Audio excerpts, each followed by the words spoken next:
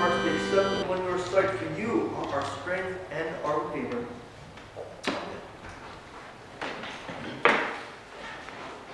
I want to say about maybe 10 years ago, I decided I wanted to do something that I hadn't done before. And we needed a TV at the house. And Black Friday was coming. And we sent all the flyers and all that kind of stuff. I found out that Best Buy had a 32-inch LCD TV, which would fit our entertainment center perfectly. And it was only, at the time, these things were $400 and change for that size. It was only like $150. I'm getting up on Black Friday, so I got up at like 5:30, and I got myself ready and questioned the sanity of myself getting up that early. And I went down to Palisades Center Mall, the second largest mall in the entire United States after Mall of America. Best Buy was on one end of the mall. So I went in that entrance near Best Buy, wasn't open yet, and there was a line. And the line went from the store over across the open area, and then it turned and it went up towards the middle of the mall, and it went up, and it went up, and it went up, and it got to the middle of the mall, and then it turned around, and it came back, and back, and back. And I was like, well, I'm here anyway, what the heck.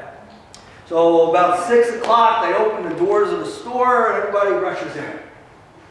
I go in, I go over near the TVs, and I see the TV sitting up on top of a shelf over there. So I found a guy. I actually found a guy. I was surprised I found a guy, but I found a guy. And I said, can you get me that TV down? And he said, sure. I'm like, cool, I got the TV. And he gets the TV down, I get the TV, I go over and wait on the line at the register, and the guy comes up to me and says, excuse me, do you have a ticket for that TV? Ticket? No, I got money, but I don't have a ticket. He goes, well, you need a ticket to get that TV. So see the flyer? It says right here, a ticket is required to buy these items. So, well, how'd you get a ticket? He goes, well, we went out at 5:30 and handed them to the first 30 people online. So you have to give the TV back. Oh, well, this was like after some of the riots where people got trampled and stuff, so they started giving out tickets and stuff to basically do crowd control. So I got it, I said, okay, fine, here's your TV. I got one, Home Depot was selling them, and nobody goes to Home Depot looking for TVs. So I got one over there. But it was an interesting experience. I've been there, I've done that. I ain't doing it again.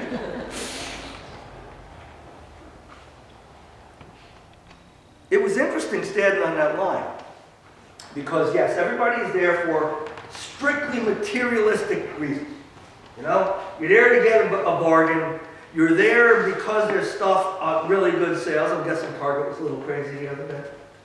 Just a little, yeah, just a little. But the people in line were actually in fairly good humor. They weren't like nasty and pushing and shoving as you would expect. They were in fairly good humor in this line. And the line inside the store. People were in fairly good humor. And people were not shoving each other in the aisles to get something. They were actually behaving themselves and kind of in a good spirit. I didn't know what to expect, but I didn't expect that because, you know, I heard stories about riots and people punching each other and to get the last. I was working at Woolworths when the Cabbage Patch Kids were out.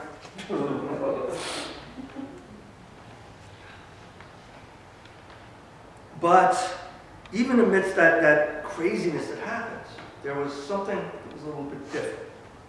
Something that was kind of out of the ordinary. Now, Black Friday, you know when it's coming. You can't miss knowing when it's coming. Well, actually, I think Black Friday starts at the beginning of November, according to the car dealers. Isn't that what they said in the ads, right? But you know when it's coming. And so you can plan if you want to go and do that, if you want to go for those sales. If you want to get there nice and early, probably 2 a.m. to get actually in the front where you can get a ticket, if not the night before. You can make sure you have enough money. You can make all the plans and preparation. Watching TV last night, and there was a commercial that came on, and it was a guy standing in front of his house, talking about, he was near the door, and he said, this door, 1.5 inches of wood, is the only thing that stands between everything I care about. My family, my spouse, all the things I've worked for my whole life, and the really cruel and nasty world. So I want to buy my son ADT. Good little sign sitting on the wall. ADT is able to do a pretty good business, and Sloan's and all the others, because there's a lot of fear out there. Because we do live in a fallen world, and there's a lot of danger in this world. There's a lot of people who don't share the same kind of morals and ethics that we like to think we all do, who don't have a whole lot of concern for anybody else. And so there is fear stoked by the alarm companies to a certain extent, so you'll buy their products, but also by the news, and the news does tend to cover the negative better more than the positive, so it creates a thing of fear. And so you put a sign on your front lawn, and you have a system put in your house. They'll give you it for free. Of course, they're going to charge you through the nose for monitoring for the rest of your life. And the reason you do this is because you don't know when somebody is going to come and break into your house and take your stuff and harm your loved ones. If you did know, you'd be sitting on the front porch with a shotgun, right? But you don't know when that's going to happen. And so you try to make preparations by putting lighting outside your house, cutting back bushes near windows, getting an alarm system, so that if something does happen, you're prepared and you will be safe. Jesus talked about the coming of the Son of Man, his second return, his second coming. And he said that it'll happen when you least expect it. It'll happen, the Son of Man will come like a thief in the night. Not that he's going to come and steal and hurt and all this kind of stuff, but that he's coming when you have no idea. The disciples, Jesus' disciples were walking around with him. If you read the stories of his ascension into heaven, when are you going to come back? When are you going to bring the kingdom to Israel? And again, this idea of the Messiah bringing the earthly kingdom, throwing out the Romans, setting up David's throne again. And he said, it's not for you to know. I don't even know, only the Father in heaven knows the day and hour. And they expected it to happen in their lifetimes. If you read Paul's letters, you can see that he expected it to happen in his lifetime too. Eventually, when he's writing near the end of his life, he says, yeah, I'm coming to a conclusion that this isn't going to happen in my lifetime. People have thought that Christ was coming in their lifetime from the time he left. The year 1000, people sold everything they had and went up on a mountain to wait because the numbers said, yeah, that's when it's going to happen. And don't know how long they sat there and what they thought when they finally realized it wasn't happening now. And they just basically disposed of their lives. The year 2000 is going to be another one, right? Those kind of predictions happen over and over again. But the Bible says don't try to predict it. You're not going to know anyway. I remember when I first read Revelation, I read about the second coming, and it kind of freaked me out because there's a lot of freaky images in Revelation, a lot of scary stuff. And I went to my pastor, I was probably about 12, and he said, yeah, there is some scary stuff there. And he gave me some advice that I think was probably the best that I ever got along those lines. And he said, yeah, we don't know when it's going to happen, and it's scary and everything else. He says, I don't worry about when it's going to happen. I don't obsess about it. I don't fret about it.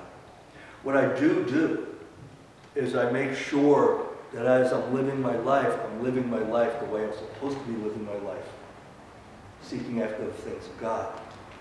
So that when Christ does come, whether it's in my lifetime or after I'm gone, I'll be ready either way.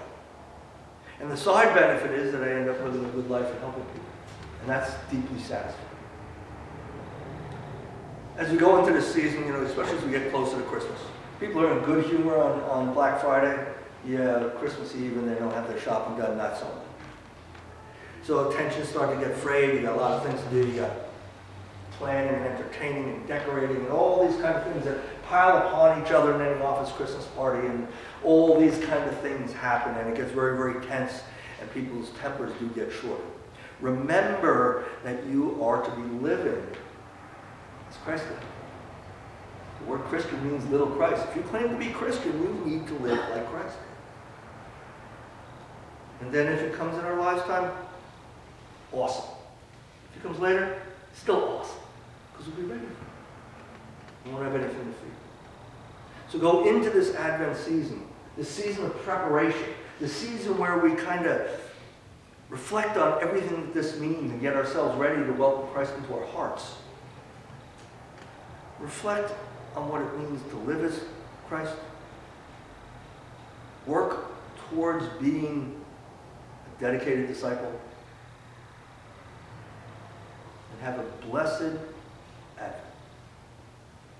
Let's pray. Lord God, we give you thanks for your coming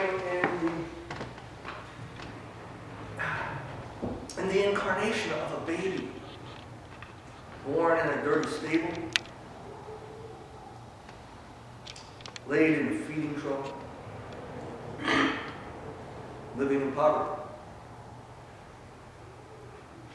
Help us, Lord God, to keep that in mind as we interact with others for the sake of that baby. And God, as we enter into this season,